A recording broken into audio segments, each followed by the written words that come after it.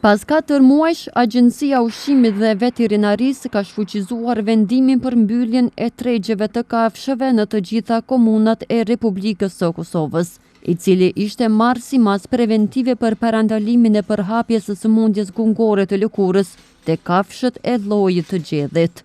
Drejtori i bujqësisë në Ferizaj, Ismet Vranovci, tha se pas imunizimit të kafshëve, nuk është parë arsyeshme që tregjet të mbesin të mbyllura. Që nga dita e nesërme do hanën tregu në fshatin Mohavc do të hapet, kurse të dielën tregu në fshatin Dardani.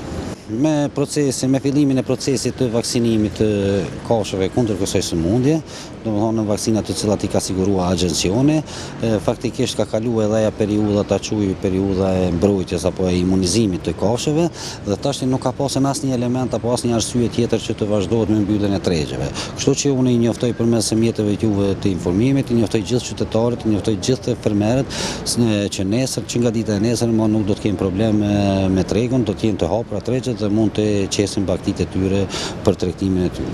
Vranovci tha se sëmundja gungore e lëkurës nuk është eliminuar tërësisht. Sipas tij, vaksinimi që mbron kafshët nga kjo sëmundje duhet të vazhdojë edhe në 2-3 vjetët e ardhshëm. Nuk mund të themi se sëmundja është eliminuar krejtësisht.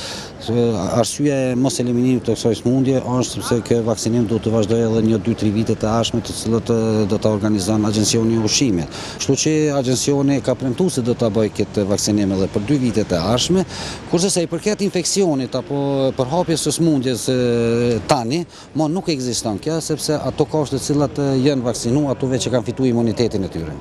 Qeveria e Kosovës ka ndarë një fond mbi 1 milion euro për blerjen e vaksinave dhe kompensimin e pronarëve që janë dëmtuar nga kjo sëmundje, ndërsa kompensimi ende nuk dihet se në çfarë forme do të bëhet, me mjete apo me kafsh. Sëmundja gungore e lëkurës gjatë kësaj periudhe vetëm në Ferizaj ka mbytur 100 lop, ndërsa ka infektuar mbi 300 të tjera.